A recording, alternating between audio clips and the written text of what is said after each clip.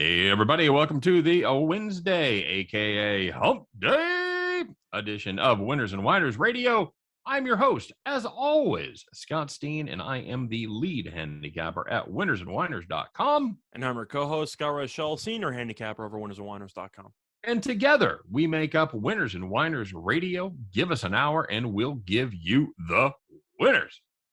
All right, buddy. Man, we have a big show for you today. We're going to talk a little Major League Baseball, of course. We're going to talk a little bit about the NCAA football situation. Mainly the USC Trojans are suddenly posting some job applications or some job openings on Indeed. So we'll talk about some people that may be filling that spot and some good odds you can get down. Because as always, Scott, our question is, when anything happens, can I bet on it? So the answer is yes, you can. But first of all, disclaimer, I don't think I'm getting the job because I applied to USC as a student and I got rejected. So I don't think I'm going to be hired as the head football coach. Got turned down to USC? I did. I got turned down by USC. That's brutal. What did you want to do, sports journalism there? Yep, something like that. I heard they had a very good school, like Annenberg. I think it's called over there. Well, how come they didn't want you? What was wrong with you? East Coast bias. I don't know. They don't really tell me. They send you the very nice long letter that nobody ever reads because as long as you see the first sentence, either congratulations or we're sorry to inform you, the rest of it doesn't really matter, does it? No, it's pretty much that letter. You open it up and you hear. I kind of wish that's what they gave me. It was like a Hallmark card that you just open it up and you hear that sound effect. Sorry, better luck next time. Maybe one of the ones where you open it up and, I'm a loser. Yeah. So did you take SATs or ACTs? I took the ACTs. And what was your ACT scores? I think it was either a 30 or a 31, I think. Oh, yeah, you're not getting into USC. Of course not. I didn't say that I was going to get in. I just said I applied there. I didn't say that I thought I was going to get in. No, okay. Congratulations. And you ended up at your safety school? No, I'm kidding. Well, you went to a fine university. Yeah. Did you apply to Syracuse? I did not. Okay. Sports journalism, you didn't apply to Syracuse? I didn't. When you're going in-state and they're not offering you a discount in in-state tuition, then I'm going out of state. Makes sense. They don't offer in-state discounts at Syracuse? No, they wanted the full $50K. I'm like, but I live in your state. They're like, no, we don't care. I'm like, then I'm going somewhere else. You don't really live in my state. You live in New York, so it's a big state. Let's put it that way. Syracuse is, I forgot what it is, like 3-4 hours driving away. By the way, the other night when they had the Rams game on, Long, the cornerback, had a really good first half, and I wanted to see him just shut everybody down for the second half so we could say it's Long Island. Mm-hmm. And nice. Like Revis Island, of course. Did it work out, or did the execution fail in the actual game? They stopped throwing at him. That's throwing him. So yeah, pretty much. But I'm gonna call him Long Island from here on out. But okay. Anyway, cool. Hey, we got a lot of show to get to, man. It's always. How'd you end up doing yesterday? I know you had a couple. You had a live parlay, didn't you? I did. Live betting has been kind to me lately. Unfortunately for the play of the day, I had Toronto, and the offense completely shut down because they scored no runs for the entire game, which wasn't fun. But I did back. You got to stop making bad picks on your play of the day, by the way, because all my viewers, all my commenters, they all put their plays in there. Everybody's on Toronto today. Oh, they're like, Scott's on that play. We're going to follow that play, and then you just pipered him right off the edge, buddy. I mean, I was just looking at the hottest team in the league, and they completely just didn't show up for a home game for the first time in about a month. Yeah. But I backed your favorite team in a live play. I took the Royals live because I saw Oakland's bullpen was starting to blow the game. And I parlayed that with the Braves alive, fading Colorado's bullpen. Not the money line, but I got like plus 2.5. Paid out 6-1. So I had a nice live parlay. That is nice, by the way. Yeah, that's very good. I was on the other side of that Royals game. That was one of our premiums. The only game I lost all day. And they had Oakland had a 6-0 lead. It was 6-0. Then I saw it was 6-4. And I'm looking through it, and I'm just like, Oakland would be the type of team, based on how they played lately, to absolutely blow this. So, yeah, I threw it in a parlay. Right. And see, that's a game that I had capped absolutely correctly. We talked about, I'm not a fan of the whole motivation angle. Or what, this team has to win or this. But what I am a fan of teams that play late in the season and put guys out there that normally wouldn't be playing. The Royals, guy Isabel apparently is not that bad. The Royals started Isbell, Dozier, and O'Hearn. Those are your 7, 8, 9 hitters. I'm feeling so good about this game. And Dozier had a home run. Isbell had a home run. And, of course, Sal Perez hit a home run that I think still is in the air. Can't believe they pitched to him. Right. I can't believe. We're in a little text group here, and every time a pitcher does that, my buddy texts goes, that manager needs to be fired for throwing him a pitch. Well, if you remember, my hot take when the season just started was Melvin's going to be the first manager fired, and he's still alive because for some reason nobody's been fired, and we're about 130 games. You are not allowed to take a victory lap over a prediction that you made in April. I'm just saying it's funny that that guy's got to go. I'm just saying it's funny that it's still alive. That's all I'm saying. It is. Just because all the managers are doing such a great job this year, Scott. You have San Diego, who's lost about 30 of 35, 28 of 20. They've been terrible. Oakland 30 for 30. It's not just a documentary anymore. It's just San Diego's record over the last month. Yeah, I think they've lost 23 of 26, Scott. I don't want to go into a full discussion because we still have a lot of segments to go through, but does that impact Tatis's MVP run at all when he's the face of a team and the whole team is falling apart simultaneously?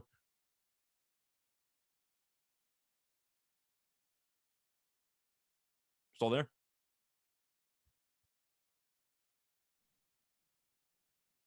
Yeah, I think it has to make a difference. Plus the fact that Tatis has kind of cooled off a little bit. And you think it matters? I think it has to, but apparently the odds don't seem to care. I know Harper's name's number 2. The Phillies are probably going to miss the playoffs as well. Right. So I don't know who you give it to besides – I'm trying to think of who's even in the playoffs. Freddie Freeman? I don't really know. Yeah. No, it's a weird race going on there for the NL MVP. It is. It's a lot like watching Trout win it every year when the Angels finish 20 games under 500. Which is ironic because it's happening now because Guerrero is leading his team arguably to the playoffs and Ohtani's team is well out of the playoff race. Right. But Ohtani's like minus 5,000. He's still a lock, right? Pretty much, yeah. No matter what Guerrero does. In my mind, he shouldn't be as big of a lock, but it's a given. It's a media award. They're all going to vote for him, and there's a reason why he's a huge favorite. All right, very good. Hey, let's take a look, Scott, and see who didn't do as well yesterday. Who didn't hit those two-leg in-game parlays?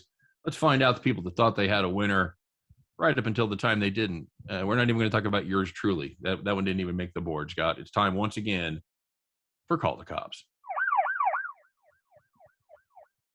All right, buddy. Let's get it started here. I shouldn't be this salty. My picks overall went 3-1 today. I shouldn't be this salty about losing one, but I have just my home team jumped up and bit me. But if you had the Cardinals Mets under 8, well, Scott, you had to sweat a little bit. 7 runs going into the bottom of the 9th. You finally got it right where you needed it to be. All you have to do is keep from giving up no. Baez home run tied it up. 4 extra innings, and it don't matter because that is going to be a loser if somebody scores, and they did. Cardinals ended up coming back to win that one, 7-6 in extras.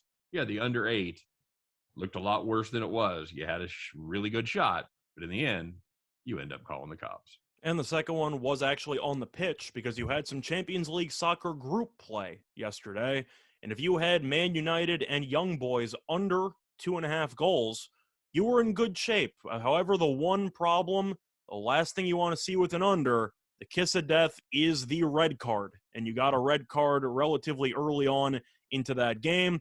But you're fine. You got 2 goals going into stoppage time. And then the Young Boys, off a really awful turnover by Man U in its own territory, ended up scoring a goal in the 95th minute to win the game 2-1. 2 + 1's 3. Giving up a goal in the 95th minute to lose your under 2.5, that's absolutely brutal.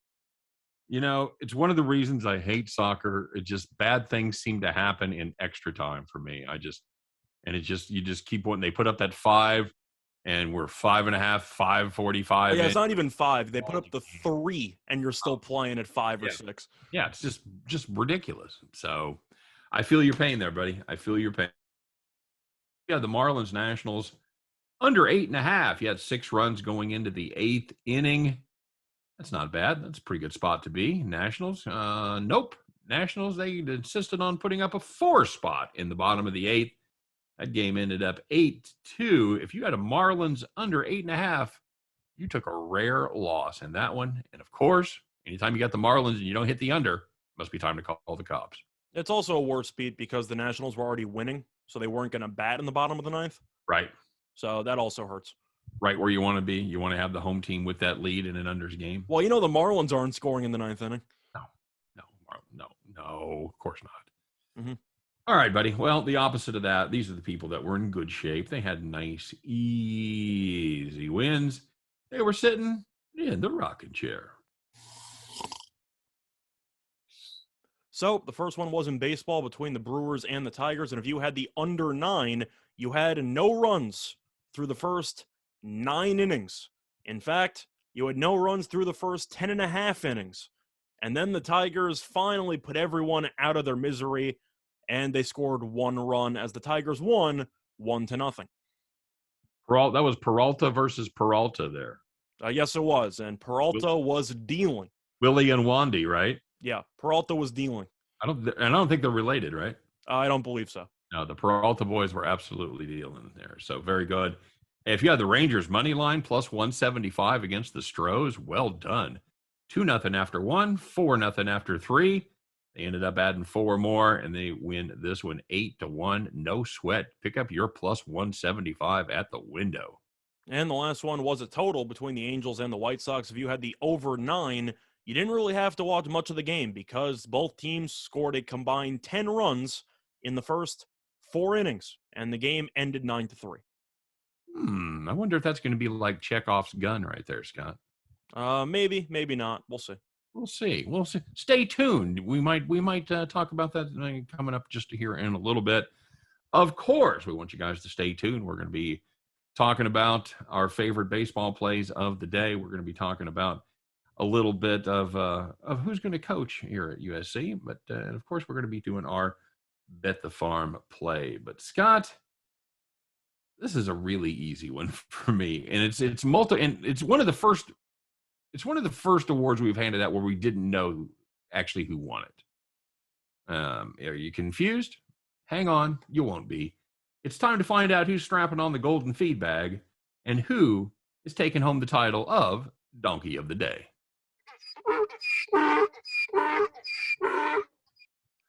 All right, Scott. They had the college football rankings, of course, came out on Tuesday, as they often do, like every week. So, not surprisingly, Alabama's still number 1. Not surprised. Here's the surprise, Scott. 3 AP voters and 1 coach did not vote for Alabama as the number 1 team in the country. They voted for Georgia. Is that the donkey of the day right there, buddy? I think it has to be, just because I know Georgia beat Clemson, and I know that Miami turned out to be not as good as people thought they were going to be before the season started.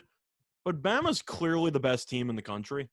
Like, I don't know how you can look at Georgia, who I know they smacked UAB, good for you, I guess. But, right. Like, really? Bama, who wins every year almost, and how they are, a team that pretty much goes undefeated in the regular season every single year. I was a guy who went out on a limb and picked Georgia to potentially win the SEC, but they shouldn't get any votes for number 1. That's ridiculous. I wanted to see something here. Okay, I wanted to see if the Alabama not beating the hell out of Mercer. Yeah, they didn't cover. I'm assuming the 3 people were just salty Bama didn't cover. And they Here's gave it the to thing. Georgia. The week before, there was 4 people. There was 4 people that voted for Georgia as far as AP voters go, and 1 coach. So 1 less said they looked at that performance of. Now, see, that's what I really don't understand. There was 1 voter that watched Georgia play and just beat the hell out of a pretty decent UAB team. There was another, and he also watched Alabama play and certainly played with their food against Mercer, didn't cover the number, but yet he switched to Alabama. So that's a double donkey right there, Scott. Yeah, I don't really understand that one, but that's why we said we don't know who it is, because that's the perks of being anonymous in the situation. Yes, that just makes no sense. Just to be clear, is there any question in your mind that Alabama is the number 1 team in the country right now? No, they are the number 1 team in the country. But yeah, that's what I'm saying, though, is that if you had a vote, would that be how you voted? Yes, that's how you should vote in the situation. But I am curious if the 1 coach who voted for Georgia, was his name Kirby Smart by any chance? I'm asking for a friend. I'm curious. It really does seem that way, doesn't it? It's either that or I don't even know who else it would be. Do we even have to read it? No, it's Georgia again from Kirby. That's fantastic. Georgia can be 2-3, and it's just like, damn it, another vote for Georgia. Right. Kirby, you got to stop. Come on. All right, guys. Quick reminder that you are listening to Winners and Winers Radio. Give us an hour, and we'll give you the winners. All right, we have one more award to hand out here, Scott, and it's the odds makers. They're drunk again, buddy. I don't understand this line. We kind of had this. We got the same kind of situation happening in the game today, but for now, we're going to find out what in the hell were the odds makers drinking last night, because they were definitely drunk when it came to this game. What you got? It's a bit of a deja vu. It's a deja vu drunk situation, because yesterday we talked about how it was the odds makers for making the Mets initial favorites against the Cardinals when they had no bullpen. Now, for this one, it's the Mets, because the Mets in the game after losing to the Cardinals were minus 180. By the way, just to remind the folks at home, they made the Mets favorite over the Cardinals with Wainwright on the mound. Yes, that is Okay. true. Yes. Go ahead. So this matchup, you had Stroman, who was the better starting pitcher in this one, against Woodford, I believe. I think that's right. Yeah, but anyway, Mets were minus 180. Even though the Cardinals have won 5 of 6, they've dominated the Mets in the last couple of years head-to-head. And the Mets, we talked about how weak the bullpen was. Rich Hill, the day prior, didn't really go many innings either. So the bullpen was still a bit taxed, which is why you had Heath Hembry. That's right. Did you know he was still in the league? I didn't know he was still in the league. He was pitching the extra innings. And, yeah, he got kind of shelled in the 11th inning over there. But at the end of the day, the Mets laying 180 against a Cardinals team that's clearly playing its best baseball at the moment. I get it if you think the Mets should be favored. Minus 180. I mean, that should be closer to minus 125, minus 130, in my opinion. You? Yeah, I agree. And they opened it up today the same way. It opened up at what, minus 160, 165. 180 was where it closed, by the way. Yeah, it closed at 180. Absolutely. So, I mean, you can't the day before, the public figured it out. The odds makers were drunk. They put that number up there. The public was sober, and they crushed that number, and St. Louis ended up being a favorite. That wasn't the case in the game yesterday. People were like, well, we're going to ride Stroman. People saw the Mets lose 7-0 the day prior and thought, that's the team I want to bet on at minus 180. They're due, buddy. They're due. Not pretty. Actually, I misspoke. Hembry was actually decent. They brought in Reed, who completely blew the game after. But the point is, the Mets bullpen was very, very limited, and you saw that because the bullpen in extras wasn't very good. No, absolutely not. So it worked out okay for the boys from St. Louis. But all right, Scott, so we did talk about the poll, and right now, if the playoffs were to start this weekend, well, for starters, people would be extremely surprised. That's one of my favorite lines of all time, by the way, when they do that at the end of seasons. If the playoffs were to start today, because it doesn't mean anything to anybody. Freaked out. So you've got, looks a lot like the preseason projection, Scott, except we're missing one school: Alabama, Georgia, Ohio State, Oklahoma. Yippee!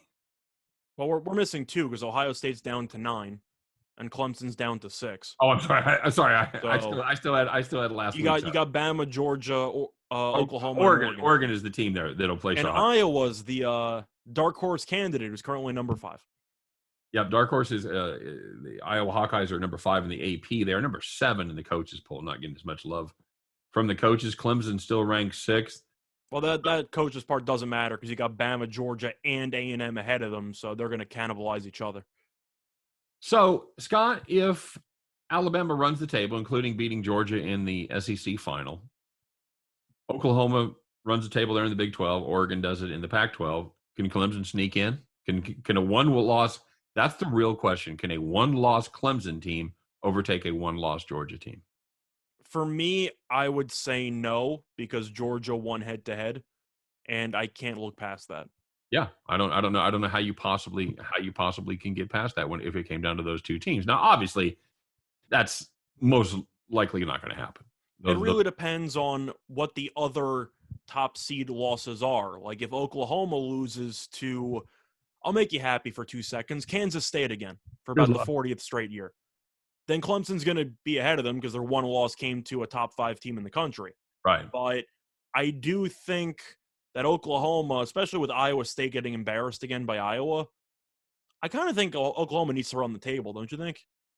Yeah, is Iowa getting too much love? No. Is this just a slightly above average team that's going to end up losing 2 or 3 games in Big Ten play? Could be true, but as of right now, they should be in the top 5. They haven't shown me anything that suggests that they shouldn't be. They beat a ranked Indiana team by either 90 or 95 points. And Right. then they ended up beating Iowa State on the road in Ames, and they won that game by double digits and coasted the entire way.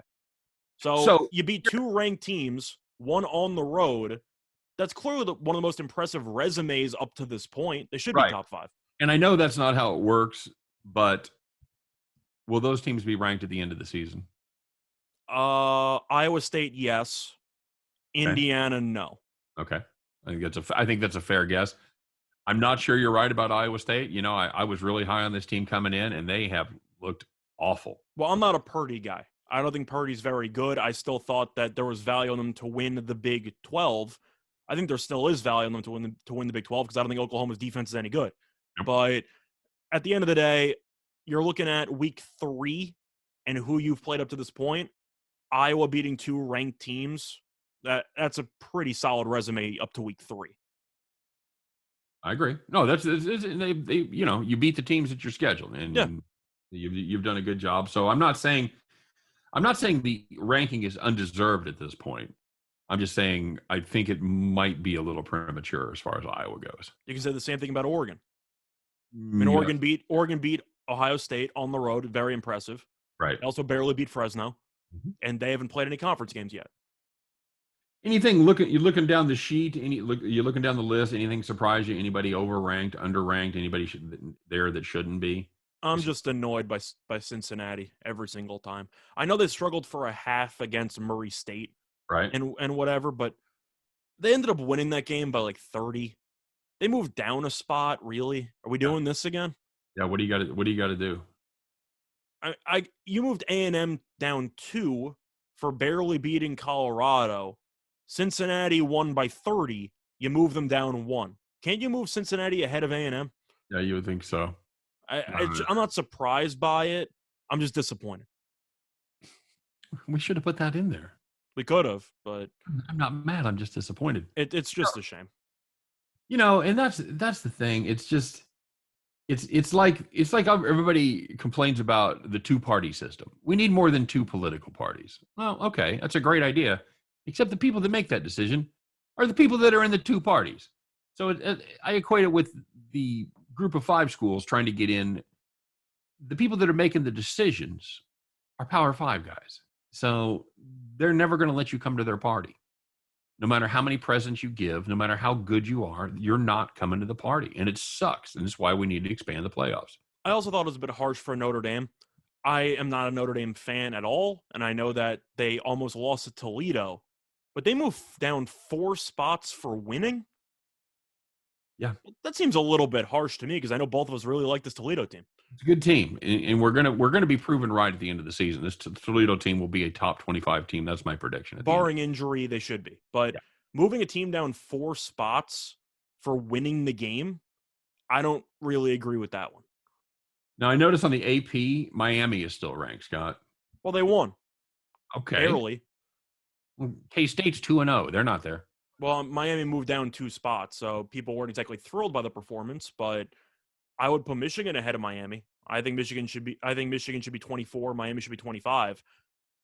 We didn't really talk about college football for the upcoming week yet. I think Michigan State might beat this Miami team, so we might not be seeing Miami in the rankings for that much longer. Yeah, I agree. I totally agree. You think this Michigan State team is better than everybody thought they were? Well, I was roasting Mel Tucker because I didn't think he was a good hire, and I didn't think it was going to work out, but this team has talent. Okay. I can't deny that. All right, very good. Hey, speaking of college football, bad time to be a coach at USC, Scott, because if you are, you don't have a job. Clay Helton out of a job after, what, a year and 2 games? It was a lot more than a year. It were several years. Well, how long was he there? Longer than he should have been, I'll tell you that much. I know they had $12 million buyout. I guess that just doesn't even matter anymore. The alumni just write those checks. It's fun coupons. the right move?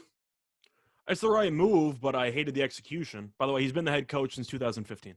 Okay, all right. So is it the right move now after 2 games? The way that I see it is that they should have gotten rid of him last year.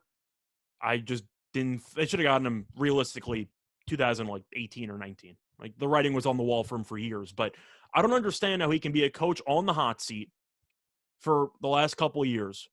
You bring him back for another year when nobody wants him back, and then you get rid of him 2 games into a season.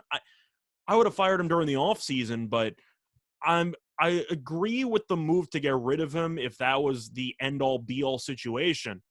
I just think USC butchered the procedure. You? Yeah, I agree. I don't know.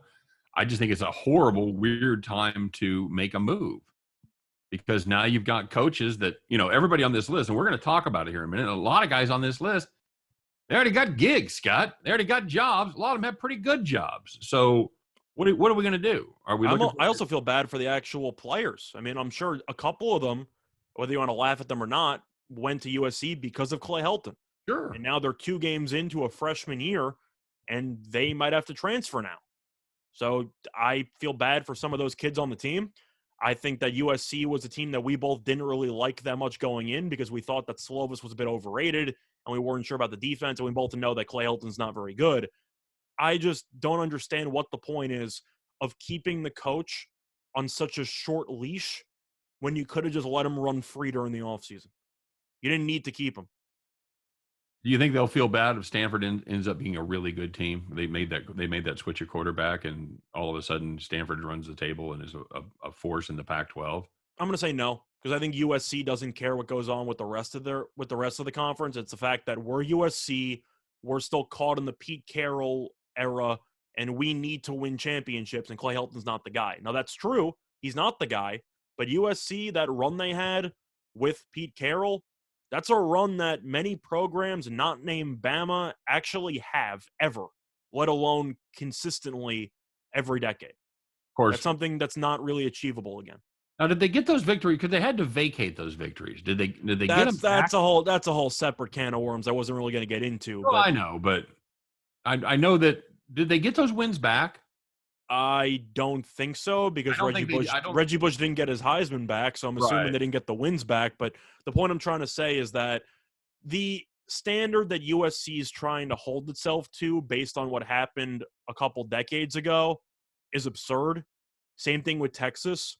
You got to just embrace the current reality, which is your programs are not of the same prestige that they once had. Yeah, and I think they've been a little slow to embrace that. I mean, no, they're caught in the past. They're certainly paying for talent like they're a top program still, right? There's a sense of entitlement between those two schools that while we used to be the lead dog, so we still are the lead dog, and the answer is you're not. Saban built a powerhouse. Clemson's a powerhouse. Even Georgia gets good recruits, and you still have Ohio State. I don't even know if USC is a top 10 powerhouse at this point. I don't know where they'd even be. Who did you group them with? The other entitled school? I said Texas. Yeah, absolutely. That's the other one. You can make an argument Notre Dame too. Notre Dame is, if you want to group them in, but Notre Dame, unlike Texas and USC, have actually made it to a title game in a playoff spot within the last 15 years. Yeah. Now, I can't really say the same. Well, 15 might be stretching it, but the last 10. You can argue that they have a little easier path too. Correct, but Notre Dame is usually somewhere within the top 10 at some point in the season. Yes. Texas and USC are usually topping out at around 16. Yeah, that's just about right. Is there any other self-entitled programs you can think of like that are? You can say Michigan if you want to, but Michigan I do find a little bit hard because I just think Ohio State is so much better than every other team in that conference. The Pac-12 is relatively weak. I think USC should do better in the Pac-12 because the conference has been, I don't want to say a laughingstock of the Power 5, but it's been as close to a Group 5 out of the Power 5 conferences. I think we'd agree with that. But am I going to blame Michigan and Harbaugh for losing to Ohio State every year? No, because every Big Ten team, besides a couple of upsets here and there, get killed by Ohio State every year. Yeah, but that ain't, that's not the expectation. No, I agree that the expectations are flawed. That's why we're grouping Michigan into the statement. I'm just saying in general, I do think Michigan has a bit of an alibi, which is we play in a really good conference. All right, fair enough. Hey, you guys stay tuned. Scott and I are going to be back right after this break to give you our thoughts on who's going to be taking that USC job. Don't go away.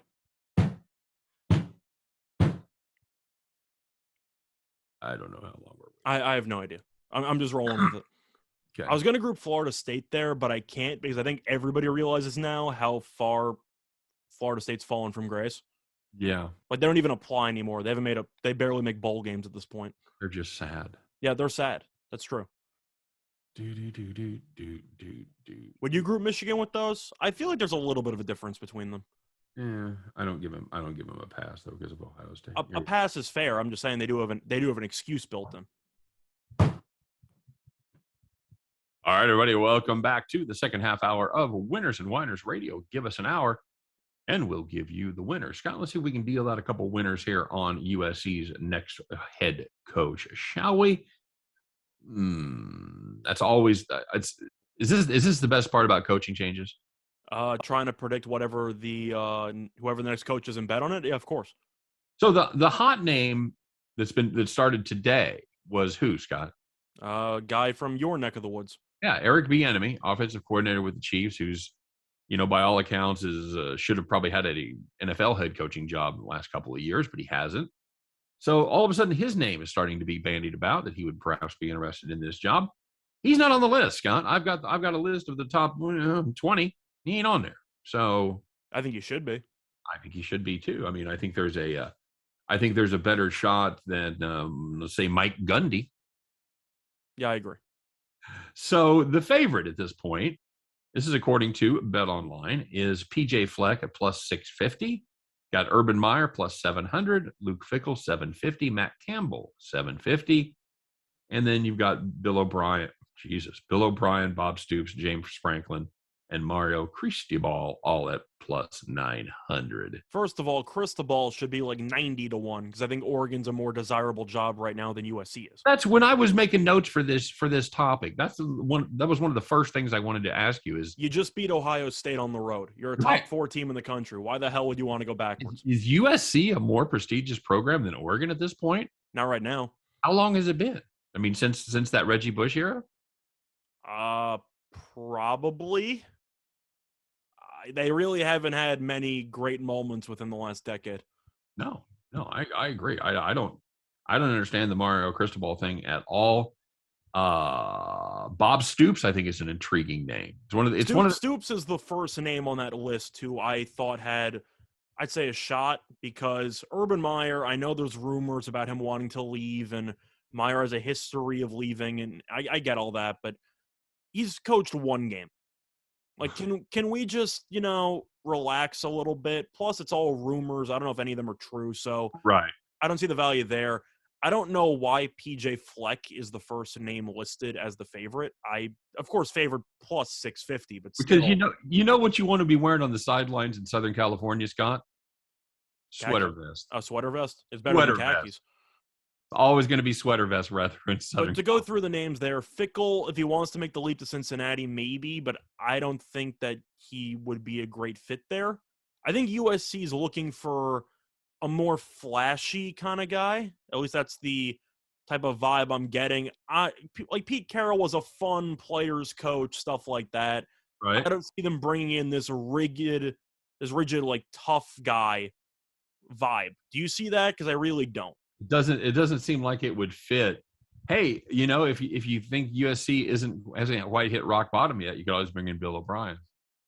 Bill O'Brien, no shot. But Bob Stoops, I was tempted by because at Oklahoma, it's a great price too. He was a player's coach. I think we'd agree with that. 9-1, I think, has some value there. I think Graham Harrell has value at 16-1 because he's the offensive coordinator. So if he's already in the actual coaching staff, and you think that he's not going to get canned with Clay Helton, then maybe you can pick him. Do I think he's going to get the job? No.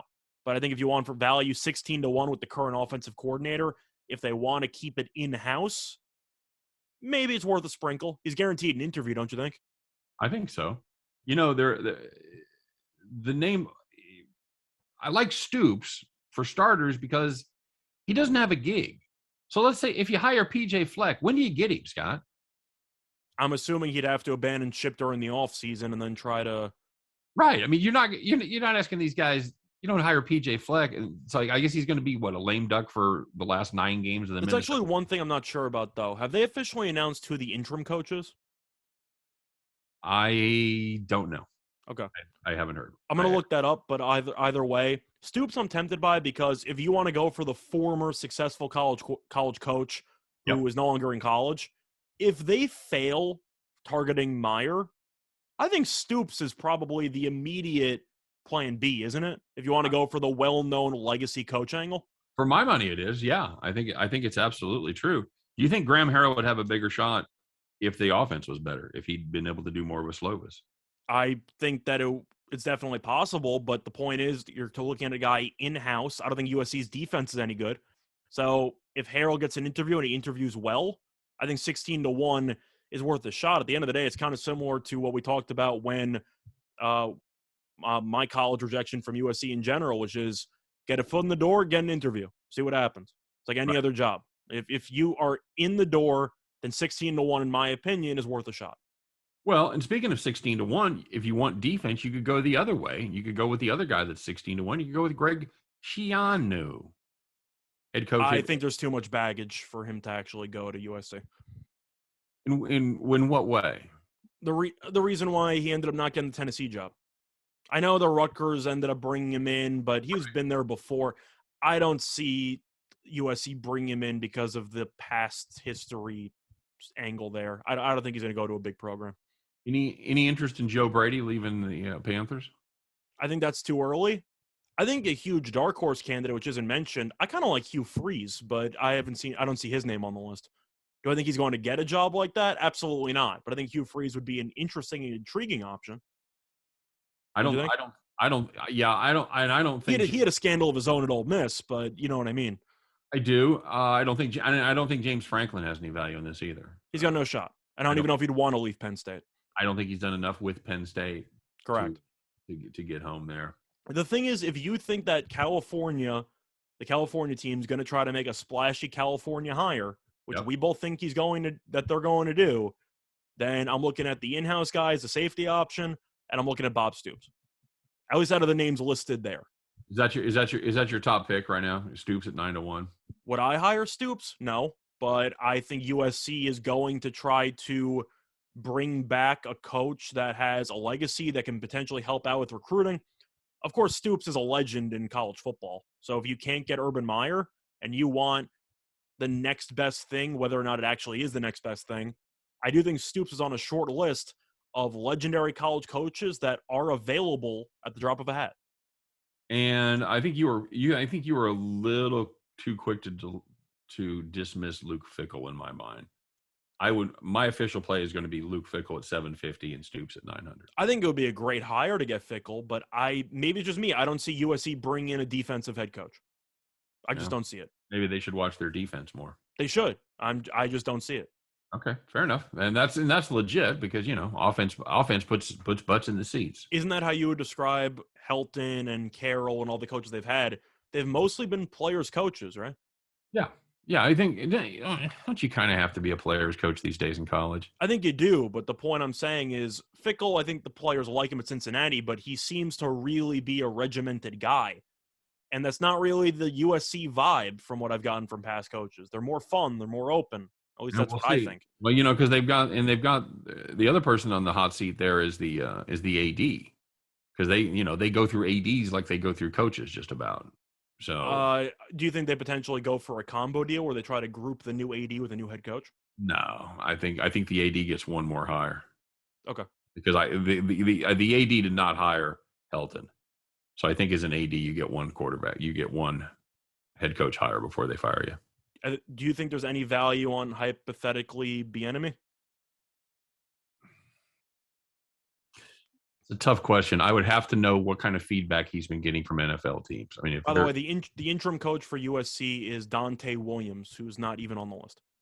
So I'd have to know the feedback that Bieniemy's been getting from NFL interviews. If they're coming back and saying, no way, you don't have a shot. We would never hire you, whatever. If you're getting extremely negative feedback, If you feel like for whatever reason the NFL is not going to happen, then maybe. But I still think he's holding out hope for an NFL job, and a well-deserved NFL job, by the way. I think he is too, but I do think if you're throwing his name around in the ring once again, and maybe he's just tired of dealing with these amount of rejections he's getting, maybe he Yeah. might take a shot. Who knows? Possible, and maybe they want to see him in a head coaching position. Maybe that's maybe that's an option. You go to a high-profile program so you can handle the pressure, running the whole show. It makes you a more attractive candidate down the road. So, Yep. All right, man. Hey, man, let's talk about weed. All right. The World Anti-Doping Agency, the WADA, Scott, WADA, announced Tuesday that it's going to instruct an advisory panel to review whether cannabis should remain on the list of prohibited substances beyond 2022. Scott, is it about time, or is this a horrible, horrible mistake? I think that you can go either way on this one. I don't have an issue with weed personally. I can't say that I smoke it like ever, but I do. Never smoked weed ever? Oh no, I didn't say that. I just meant recently. Oh. But I'm saying in general, I never viewed it as a performance enhancer. Right. It's there's three criteria. I looked this up. There's three criteria, and it has to click two of the boxes. All right. It has to be a performance enhancer. It has to be like a recovery or a painkiller or something. No, like a steroid. You can't take okay. Performance enhancer. The only thing that I know that weed has any real benefit for is for potential just pain management. That's right. Basically it. It can't be something that puts the player in danger. So are you allowed to take heroin? Are you allowed to take a painkiller based on the current laws? Depends on what it is. Well, I mean, the thing is, if they're prescribed to you, sure. I'm just saying, I think it's hypocritical if you want to talk about a league like the NFL, for example, that prescribes Vicodin, but you can't smoke weed as a painkiller. Agreed. I think that's a little bit hypocritical. So and there's some real stats that show in the states where weed is legal, opiate use has plummeted. Yeah. So the way I'm looking at it, I'm fine with them legalizing it. But if you want to make an argument that it's weird if some competitions legalize it, but not every state in the United States has legalized it, right? Then you can have a little bit of gray area in between. So if you're a little bit hesitant regarding the United States, I can understand that. Do I think that it's a performance-enhancing drug? No. I think it makes you hungry. Basically it. You smoke a lot of weed. It would be a performance-enhancing drug for the hot dog eating contest. Did you smoke a lot of weed in college, Scott? I did not. I had a lot of friends who did, but I didn't really partake that much. When you said that, we were like, I remind me that Rich Hedberg line when I used to do drugs. I still do, but I used to. Used to too. Yeah. Oh man, yeah. Can you imagine Joey Chestnut going into the hot dog eating contest after just like a bong rip? How does he not get baked? Come on. I don't even know, man. Did you ever see? I don't even know. Did you ever see the sports science on him? I did. Freaky. They measured like how much surface area or how much volume his actual stomach can handle and everything like that. Right. It was crazy. I got to admit, Scott, watching Joey Chestnut eat hot dogs and watching the sports science, it's a lot like watching like really tiny women in pornos, and you're like, I just don't know how physically that works. It's the same thing. I just don't know where the room goes. I don't know.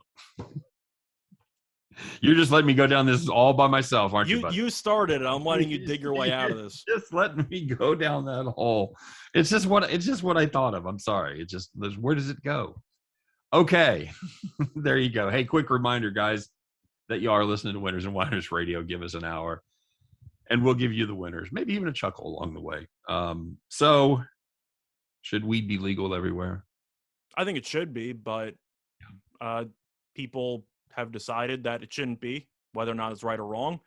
I don't have an issue with it, and I feel like most people don't. No. I feel like this is going to be a quaint thing that we talk about 5 years from now. Remember? Once again, that's kind of the point I was making, is that I don't personally smoke that often, if not like the last 5 years, but I don't have an issue with people that do. I don't really care. Can I tell you that I had the greatest softball game of my life after doing a couple bumps of cocaine? Are you saying that was the secret to your success? I'm just saying I never played that well in my life. I'm just saying I believe a made decent diving amount of. catches in the outfield. There was a tree up a hill in the outfield. Do you think heavy cocaine use is going to be mentioned by Keith Hernandez in the '86 Mets documentary?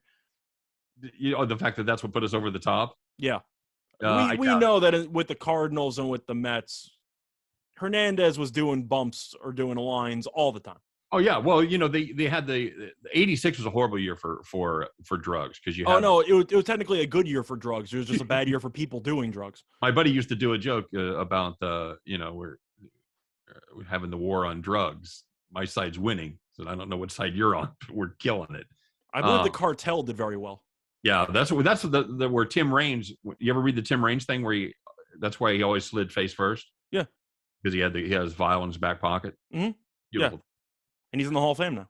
He is in the Hall of Fame now. Just we can forgive. We can't forgive Pete Rose for God's sakes. But you want to do a little blow. You want to do a rail or two. Nice. You're fine. You're fine. Here comes Cooper's. It was a league-wide issue back then. By the way, I no longer do drugs.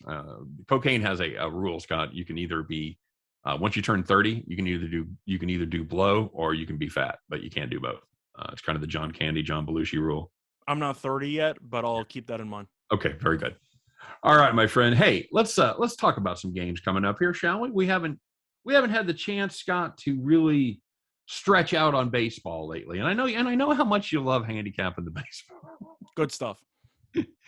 You're pretty good at it. You're pretty good at it, but you don't like doing it. You'd rather sit and watch tennis all day and make live plays, wouldn't you? I like making live plays on everything. The truth. Tell the truth. Baseball doesn't bother me. I've just had a lot more experience through past years betting on tennis. All right. Well, got a pretty good slate tomorrow, Scott. It's Wednesday, but we don't have a ton of getaway games. We got a lot of night games to talk about. So I don't know. Pick one out for me. Hey, how do you like Gutierrez over Keller there in Cincinnati over Pittsburgh? You know me. I love me some Mitch Keller, and it's not because he's good. It's because I love fading him. So I'm going to go ahead and go with the Reds there. The Reds, though, are a team that they're not falling apart to the same degree the Padres are. It's not pretty. I'll tell you what, if it weren't for the Padres, everybody would be talking about how much the Reds are falling apart. And I wasn't really expecting the Reds to keep it together because I think they're a streaky team. If you remember, a couple of weeks ago, a month or so ago, I said put a sprinkle on those Cardinals to make the playoffs at around 9-1, 10-1. We talked about that. This is a team that I watch every year because I have to listen to Cardinals fans. They got the fairy dust. They got. I don't know what's going on. The fairy godmother. They're just making wishes, and they always end up in the wild card game for no apparent reason at all. And yet, possession of the second wild card spot. Yeah, this is a weird one for me because if they get in, by the way, I'm patting myself on the back for like a week straight. Why? Because it was 10-1. It was like 9-1, 10-1. Get down? I did. It was to make the play, the actual just the they would have to actually make the wild. They'd have to win the wild card game. Okay, but right now it's plus 850 in my pocket. Okay, that's solid. I guarantee you're not getting 850 today. I think they might be a minus today. Maybe they're not going to be a minus. Well, they have to win the game too. So I forgot. Yeah, they have to win the game too. So they'd be plus. But I think they're going to get into the game. You? I do. Every other team can't get out of their own way.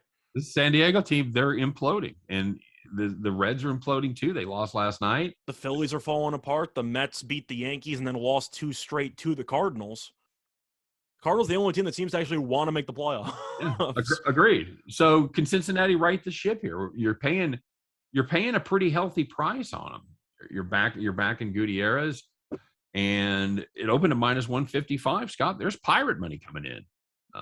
It's down to minus 145. It's been about a dime drop.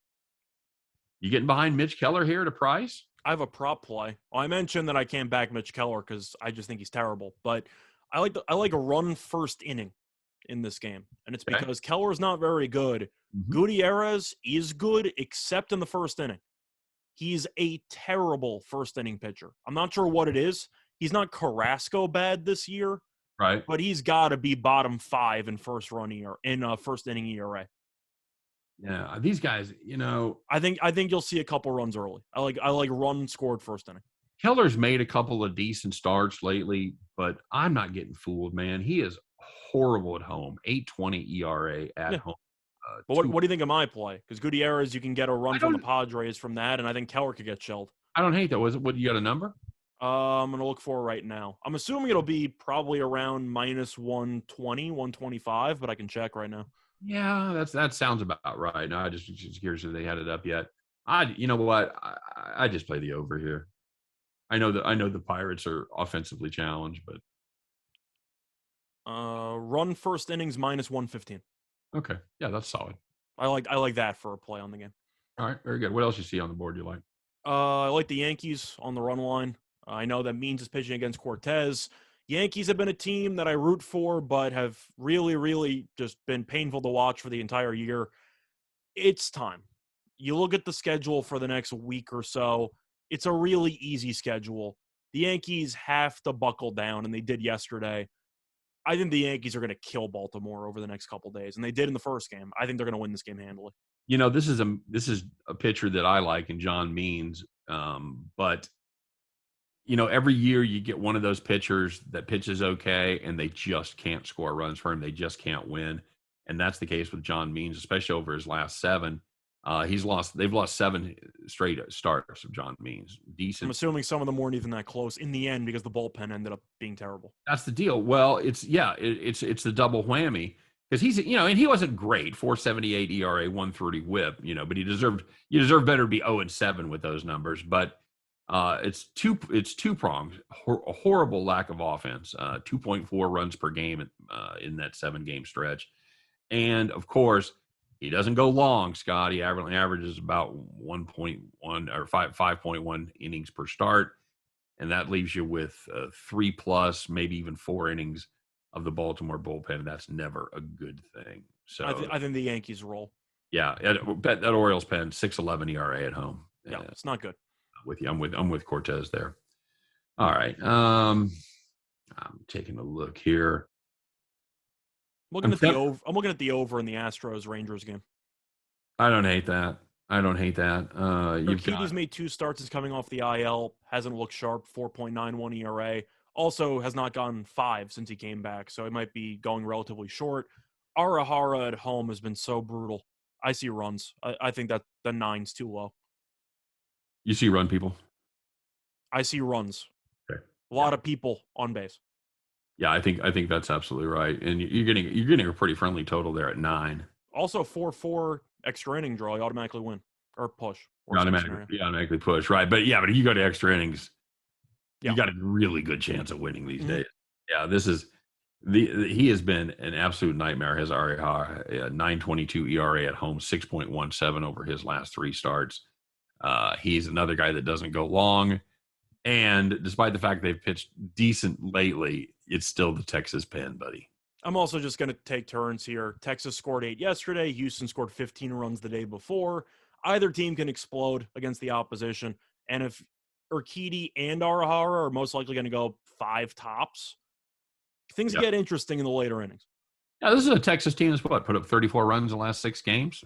On the bright side, they're not on the road, so maybe they can actually score 3 runs. Ugh. Brutal, just absolutely brutal. You know, I'm so suckered, Scott. I'm looking at this Royals A's matchup between Minaya and Minor, and again, we're getting a great price on Oakland minus 145 or so.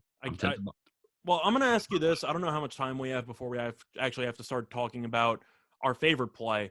Right. What's your stance on backing a team that's in the middle of a complete implosion, but you do think there's value on the current price? Is that just a complete stay away because you just can't trust the team right now? Well, obviously you're asking the wrong guy, Scott, because I played the A's yesterday and it jumped up and bit me. So they continued their horrible stretch. And again, I'm like a junkie. I'm like a junkie. I'm drawn back to this game. I'm just saying because we brought up the Reds, who we didn't really trust against the Pirates, is why Pirates money's coming in. Padres have fallen apart. Oakland's falling apart. So even when you're getting good prices, these teams just can't win games.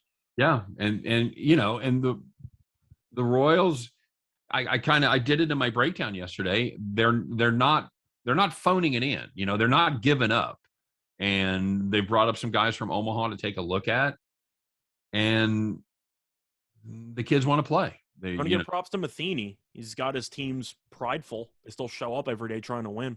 Yeah, absolutely correct. And the Royals, by the way, are masters of this. They are masters of spring training. They had the best record in spring training this year again. And they are masters of playing really good baseball in September when it means absolutely nothing and giving everybody false hope for the next season. So I'm going to stay away. I'm going to. If you're going to take a team that's struggling, maybe take a team total, because that way, if the pitching staff falls apart, you still got a shot at it. Yep. You're right. All right, Scott, let's do it. Let's put our heads together. Well, we've already pre-put our heads together. We've come up with our best play for the day. A lot of baseball games on the board. We had some choices, but we came up with our absolute favorite. It is time, everybody. Put your overalls on. Get that straw hat firmly on your head. Climb on your John Deere and fire that baby up, because it is time once again to bet the farm.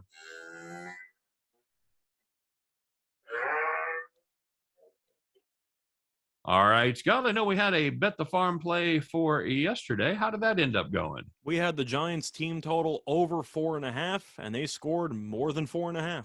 Never a doubt.